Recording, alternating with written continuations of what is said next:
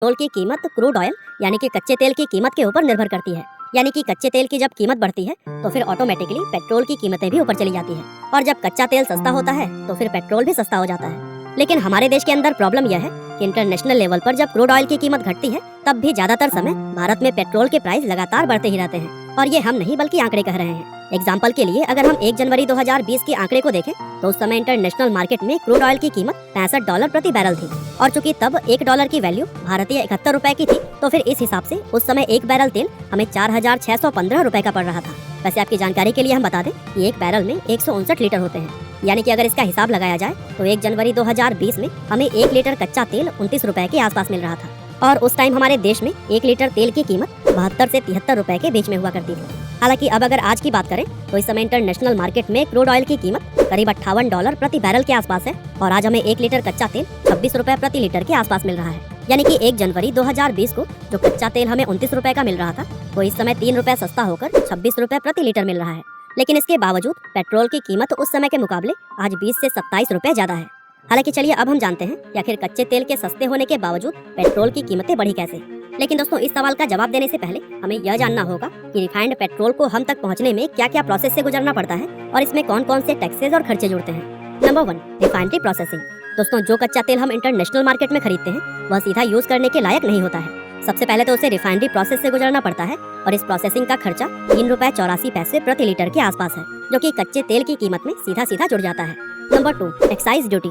अब इस प्रोसेस हो चुके तेल पर सेंट्रल गवर्नमेंट यानी कि केंद्र सरकार के द्वारा एक्साइज ड्यूटी लगाई जाती है, और ये एक्साइज ड्यूटी तेल की कीमत तय करने में सबसे अहम भूमिका निभाती है। केंद्र सरकार के द्वारा लगाया गया यह टैक्स फिक्स्ड नहीं होता, और ये समय समय पर घटता और बढ़ता रहता है। एक एग्जाम्पल के लिए आपको बता दें कि 1 जनवरी 2020 को पेट्रोल पर लगने वाली एक्साइज ड्यूटी 19 रुपए 48 पैसे थी, जबकि इस समय वह 33 रुपए के करीब पहुंच चुकी है।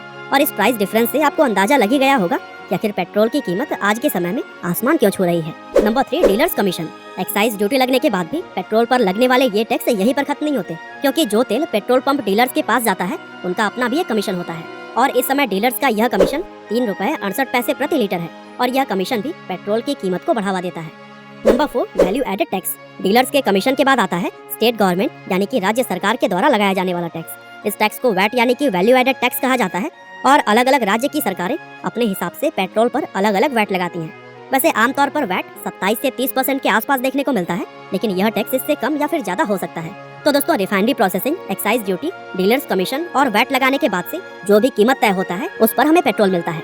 हालांकि दोस्तों, भारत के अंदर हो यह रहा है कि जब क्रूड ऑयल का प्राइस बढ़ता है तो हमें पेट्रोल महंगे दामों पर मिलता है, लेकिन जब कच्चे तेल का प्राइस कम होता है तो फिर गवर्नमेंट अपना टैक्स बढ़ा देती है, जिसकी वजह से क्रूड ऑयल सस्ता होने पर भी हमें पेट्रोल महंगा ही मिलता है। यानी कि पेट्रोल की जो सही कीमत होनी चाहिए उससे कहीं ज्यादा पैसा हम आम लोगों से वसूला जाता है।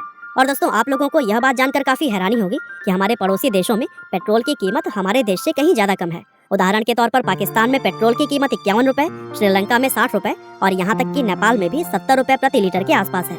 ऐसे में हर इंसान के मन में यह सवाल आता है कि अगर इन देशों में पेट्रोल सस्ता हो सकता है तो हमारे देश में क्यों नहीं। हालांकि दोस्तों, चलिए अब हम यह जानने की कोशिश करते हैं कि सरकार आखिर पेट्रोल की कीमत को इतना ज्यादा बढ़ा क्यों रही है। हालांकि इसका सटीक जवाब तो किसी के पास भी नहीं है, लेकिन अनुमान यह है कि भारत में कोविड आने के बाद जब लॉकडाउन लगाया गया था तब सभी तरह के काम धंधे पूरी तरह से बंद हो गए थे, और काम बंद हो जाने की वजह से सरकार का जो टैक्स कलेक्शन होता है वो बिल्कुल ना के बराबर हो गया था, जिसकी वजह से सरकारी खजाने काफी हद तक खाली हो गए थे, और अब सरकार उस नुकसान की भरपाई पेट्रोल पर टैक्सेस को बढ़ाकर कर रही है। अब दोस्तों, अगर इस थ्योरी को सच भी मान लिया जाए तो फिर आपको क्या लगता है कि सरकार द्वारा इस तरह पेट्रोल पर टैक्स बढ़ाकर कोविड के नुकसान की भरपाई करना सही है?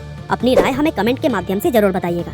और हाँ, बात की जाए अगर ऐसे देशों की जहाँ पर पेट्रोल सबसे सस्ता मिलता है तो उसमें वेनेजुएला पहले नंबर पर आता है, जहाँ पर पेट्रोल की कीमत भारतीय रुपयों में करीब 1 रुपए 45 पैसे है। साथ ही ईरान में 4 रुपए 50 पैसे और अंगोला देश में 15 रुपए के आसपास है। उम्मीद करते हैं कि पेट्रोल की कीमत बढ़ने के पीछे की मुख्य वजह आपको पता चल गई होगी। इस वीडियो को शेयर करके यह जानकारी अपने फैमिली और फ्रेंड्स तक जरूर पहुंचाएं।